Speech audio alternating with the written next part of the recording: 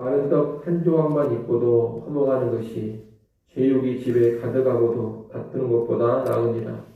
슬기로운 종은 부끄러운 짓을 하는 주인의 아들을 다스리겠고 또 형제들 중에서 유업을 나누어 얻으리라.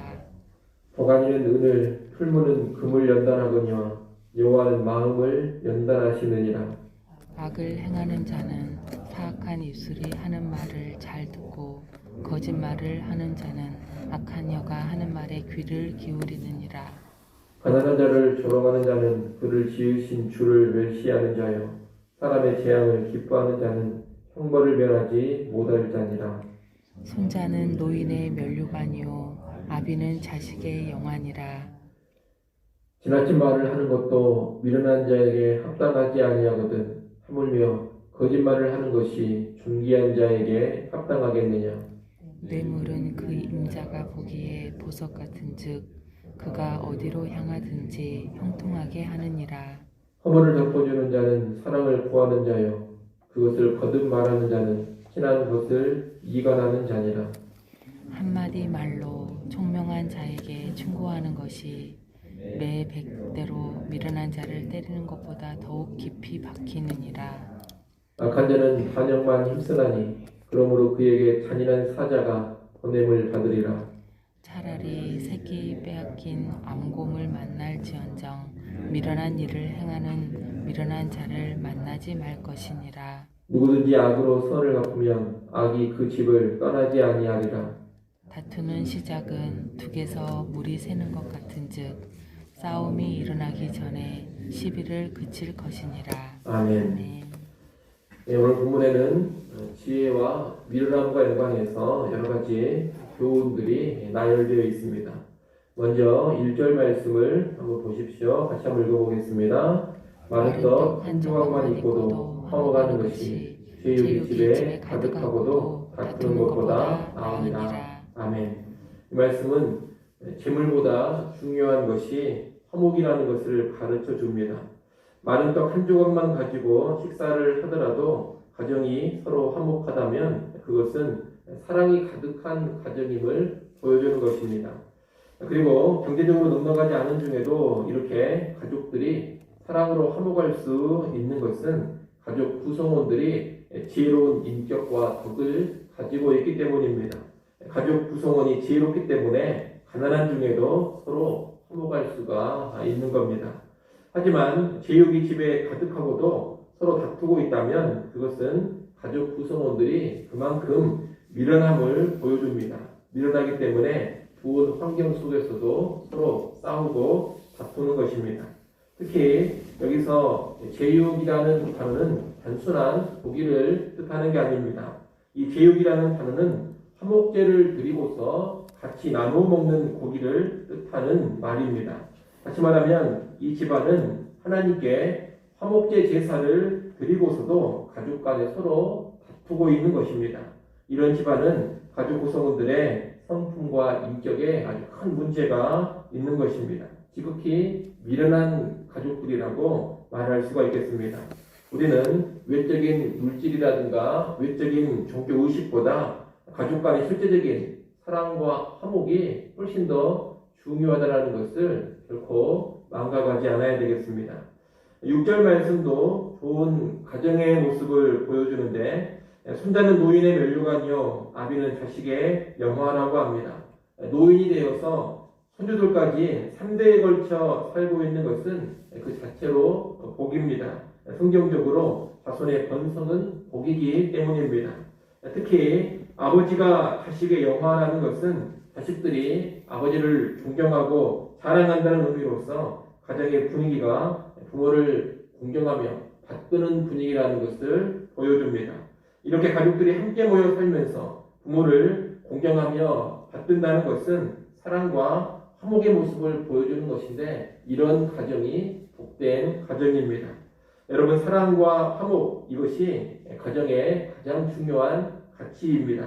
이를 기억하시고 가족 안에서 가정 생활을 하면서 언제나 사랑과 화목을 최우선으로 추구하는 그런 지혜자들이 될 수 있기를 바랍니다.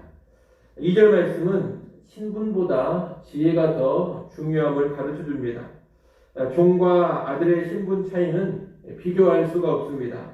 주인의 아들은 주인의 후계자로서 장차 주인의 모든 유업을 물려받을 사람입니다. 하지만 이런 아들이라 하더라도 지혜가 없어서 미련하면 부모에게 근심과 수치거리가 될 뿐입니다. 반면에 종이라도 지혜가 있으면 주인의 미련한 아들을 다스리고 아들과 더불어 유업을 물려받을 수도 있습니다.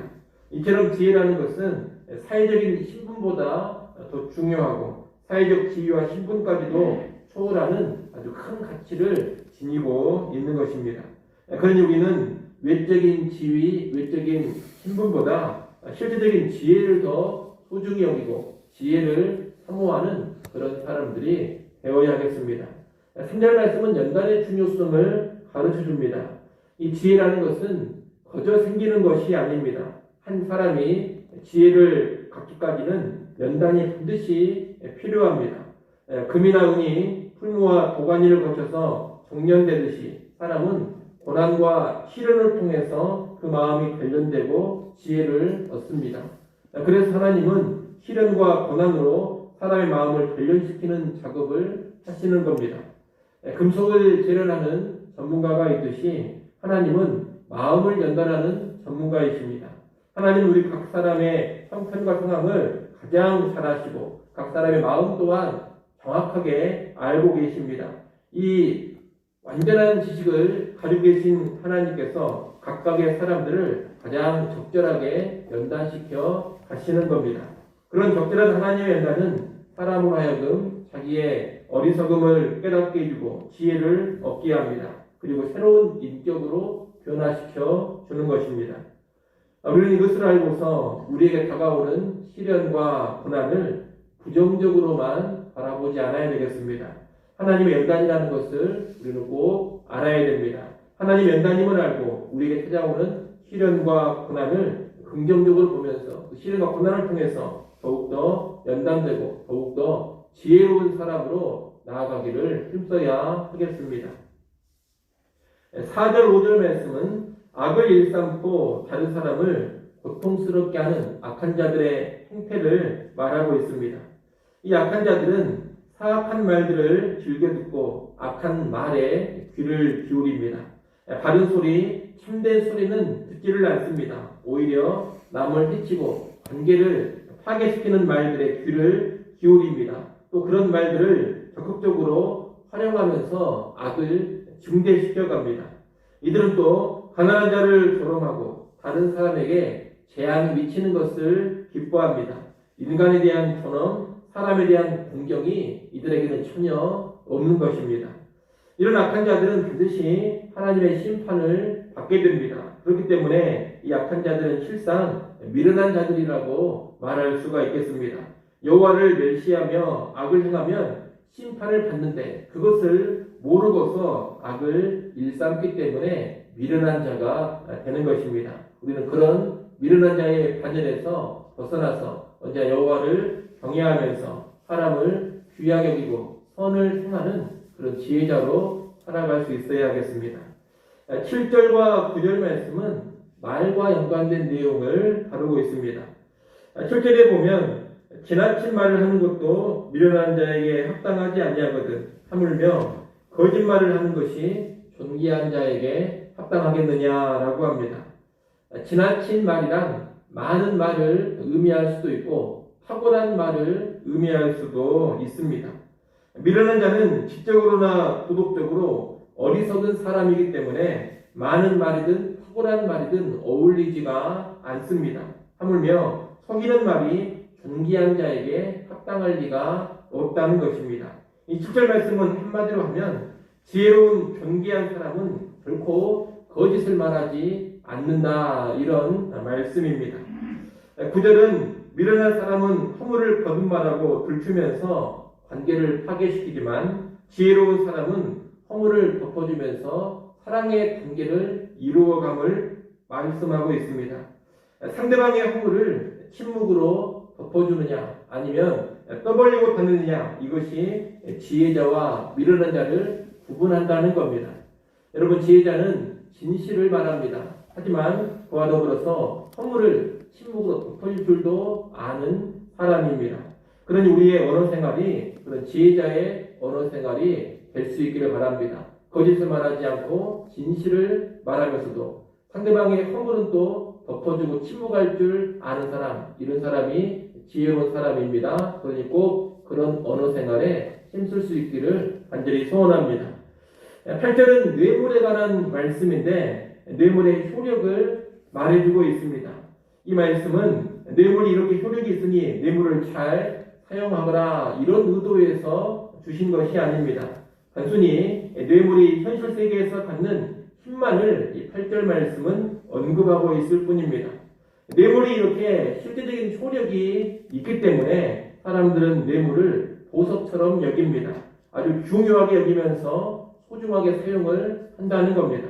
그런데 잠언 말씀은 이런 뇌물을 주거나 받지 말라고 여러 곳에서 말하고 있습니다.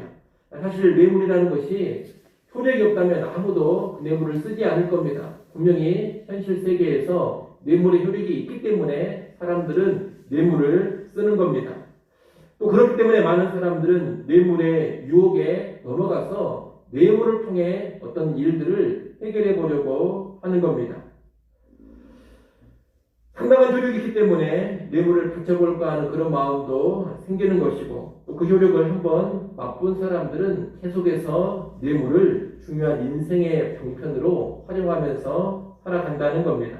그런데 이것은 하나님 말씀에 비추어 본다면 대단히 미련한 모습입니다. 결국은 그 뇌물로 무너진다고 하나님은 경고하고 계시기 때문입니다. 지혜자는 뇌물의 달콤함이 주는 유혹에 넘어가지 않습니다. 상당한 효력이 현실 세계에 분명히 있다는 것을 알지만 그럼에도 하나님의 심판이 있다는 것을 알고 있기 때문에 뇌물 사용하는 일, 뇌물 주는 일을 거부하는 것입니다. 순간의 효력에만 정신이 풀려버리고 최종적인 심판의 결과를 무시하는 것은 대단히 미련한 자의 모습입니다. 그러니 우리는 지혜자가 되어서 뇌물을 쓰려고 하는 그 강력한 유혹을 언제나 이겨낼 수 있기를 바랍니다. 10절로 12절까지 말씀은 미련한 자의 답답함과 완고함을 경고하는 말씀입니다. 10절에 보면 총명한 자에게 깊이 박히는 한마디의 충고가 미련한 자를 위한 100대의 매일보다 효과적이라고 말하고 있습니다. 총명한 자를 위한 한마디 충고와 미련한 자에게 가해지는 100대의 매가 아주 과장된 대조를 이루면서 미련함의 심각함을 강조해주고 있습니다. 미련한 사람은 그렇게 답답해서 아무리 이야기를 하고 심지어 매질을 한다 하더라도 자기 잘못을 호무지 개선할 줄을 모른다는 겁니다. 이 모습은 악인의 완고함과도 유사합니다. 11절 말씀처럼 악인은 오로지 반역만을 추구합니다. 돌이킬 줄을 모르고 계속해서 불순종하며 대적하는 일만을 한다는 겁니다. 그러다 그 반역에 대한 심판으로 잔인한 사자, 잔인한 사신을 만나는 것입니다. 반역만 일삼는 그에게 권위자가 무서운 심판을 내린다는 겁니다. 이렇게 미련한 자, 미련한 악인은 잘못을 고칠 줄을 모르고 악을 계속 행하다가 올라갑니다. 그러니 이런 사람 곁에 있고 함께하다가는 커다란 해를 당할 수가 있습니다. 그래서 12절에서는 새끼를 빼앗긴 암품을 만날지언정 미련한 사람은 만나지 말라 그렇게 권면합니다. 새끼를 잃어서 심한 공격성을 드러내는 암품보다 미련한 사람을 곁에 두는 것이 훨씬 더 위험하다는 뜻입니다. 잠언이 말하는 미련한 사람은 공부를 못하는 사람, IQ가 낮은 그런 사람이 아닙니다. 여호와 경외할 줄을 모르고 하나님 말씀을 배우지도 않고 그 말씀에 순종하지도 않는 사람, 그런 사람이 미련한 사람입니다. 그런 미련한 자는 곧 악인이요 그와 함께하는 것은 함께 죽는 길로 가는 겁니다. 그래서 지혜자는 미련한 자를 상대하거나 함께하는 일을 피하는 겁니다. 여러분은 그렇기 때문에 사람을 잘 분별하시고 피할 때를 피하는 그런 지혜를 꼭 소유할 수 있기를 바랍니다. 여호와를 경외하지 않는 미련한 자를 멀리하시고 여호와를 경외하는 지혜자를 가까이 하는 것이 또한 자기 자신이 지혜자로 살아가는 모습입니다. 이를 꼭 기억하시고 여러분 인생 가운데 미련한 자 멀리 하시고 지혜자를 가까이 하시는 그런 삶 살아가기를 바랍니다. 13절 말씀은 악으로 선을 갚지 말라는 경고입니다. 은혜를 모르는 미련한 나귀는 악으로 선을 갚습니다. 그런데 그렇게 살면 악이 그 집을 떠나지 않는다고 합니다. 계속되는 저주와 재앙이 집안에 임한다는 겁니다. 지혜자는 은혜를 입었으면 은혜를 갚을 줄 압니다. 지혜자는 반드시 선을 선으로 갚습니다. 더 나아가 지혜자는 악을 선으로 대하기까지 합니다. 이것이 지혜자의 모습인 것입니다.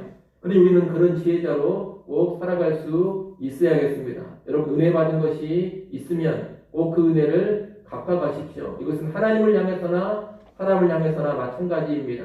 하나님께 은혜 받은 것이 있다면 반드시 그 은혜를 갚을 줄 알아야 합니다. 사람에게 은혜 받은 것이 있다면 사람을 향해서도 그 은혜를 갚을 줄 알아야 합니다. 그리고 좀 전에 말씀드린 것처럼 사람을 향해서는 악으로 나를 대하는 사람을 향해서도 내가 선으로 행할 줄 알아야 합니다. 선으로 악을 이기는 그런 모습으로까지 나가야 참된 지혜자가 되는 겁니다.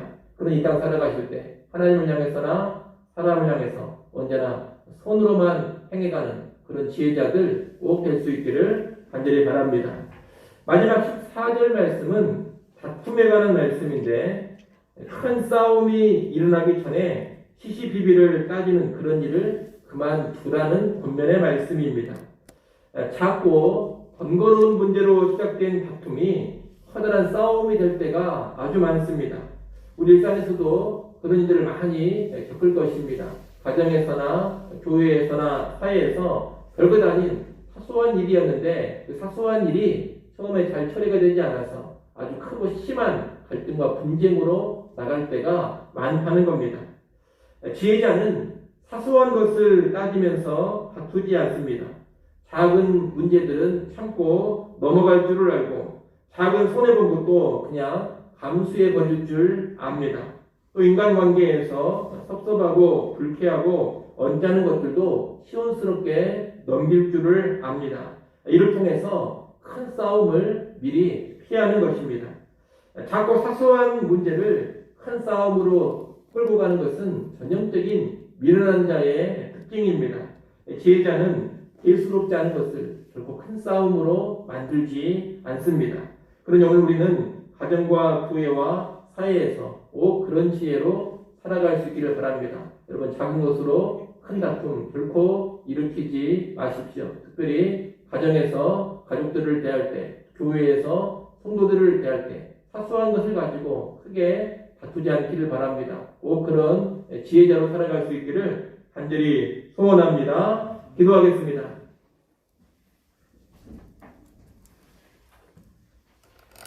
하나님 아버지, 지혜자와 미련한 자의 여러 가지 모습들을 우리가 살펴봤습니다. 지혜자의 모습을 잘 기억하게 하시고 이 땅 살아갈 때 미련한 자가 아닌 지혜자로 살아가는 성도들 되게 하여 주시옵소서. 우리의 가정과 교회와 사회에서 말과 행실에 있어 온전한 지혜자 되게 하여 주시옵소서. 아버지 하나님 이 시간도 하나님께 나와서 기도합니다. 우리의 모든 필요한 것들 하나님께 겸손히 아뢰는 시간 되게 하시고 또 하나님을 겸손히 의지하며 하나님과 친밀한 관계로 들어가는 귀한 이 새벽 시간 되게 하여 주시옵소서. 오늘 하루를 또 우리에게 허락하셔서 감사를 드립니다. 주께서 주신 하루인 것을 기억하게 하시고 주님과 동행하게 하시고 주님의 영광 위에 힘써 나아가는 한날 되게 하여 주옵소서. 예수님의 이름으로 기도드리옵나이다. 아멘.